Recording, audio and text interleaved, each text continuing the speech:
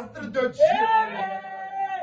Et lorsqu'ils sont venus sur la terre, le prophète dit que nous sommes venus en souffrant de la maladie qu'on appelle l'amnésie. Or, l'amnésie, c'est une maladie pour guérir de l'amnésie. Il faut qu'on te fasse repartir par où tu es déjà passé. Vous comprenez? Voilà pourquoi les mages ont compris. Quand ils sont arrivés, ils ont vu ma Marie, ils ont vu Jésus. Ils n'ont pas dit, ma Marie, prends l'encens, le myrrhe et le parfait. Ils ont donné à Jésus. Parce qu'ils savaient que leur adoration, ce n'est pas ma Marie, Mère de grâce, prie pour nous pauvres pécheurs. Ils savaient que c'est Jésus qui est le lieu d'adoration. Vous comprenez? Et quand ils donnent le sacrifice, c'était pour montrer que le monde entier doit adorer Jésus lui seul. Parce que les trois mages représentent les trois races. Amen. Donc le peuple juif, le peuple samaritain et nous les nations, on doit tous venir auprès de Jésus et lui adorer. Parce que si tu ne viens pas là-bas, tu vas faillir. Alors je vous pose la question, de quel Jésus il s'agit? Amen. Hein?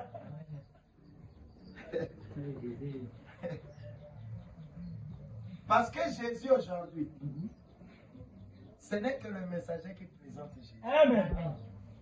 Amen. Les sacrificateurs dans le temple ne connaissent pas Jésus. Voilà pourquoi Jésus était là. Jean-Baptiste dit, voici l'agneau de Dieu qui ôte le péché du monde. Mais dans le temple là-bas, on vient encore menacer Jésus. Toi tu es qui? Toi le même Jésus qui est en train d'attendre. Jésus rentre dans le temple. Il prend le rouleau. Il prend Ésaïe 61. Il dit aujourd'hui, cette écriture s'est accomplie. L'Esprit du Seigneur est sur moi. Mahoué pour annoncer la bonne nouvelle. Ils ont dit, non, toi là, tu veux dire quoi? Marie, le fils de Marie de charpentier, on commence à pousser Jésus pour le chasser et qu'il tombe dans un caniveau. Tu peux mener la guerre, un fils de Dieu, il ne tombera pas dans un caniveau. Tu peux lui faire. Il ne va jamais tomber dans un caniveau. Même quand il est proche, remarquez, Jésus est arrivé proche. Il commence à tomber. Après une puissance, une force de Dieu lui a envahi et qu'il est parti et il ne comprenait pas. Ils sont restés. Voilà pourquoi des fois, la nuit quand le diable t'attaque, il s'approche. Il réussit même de rentrer dans la chambre. C'est vrai. C'est clair. Il vient au salon. Il rentre dans la chambre. Il rentre même dans la moustiquaire.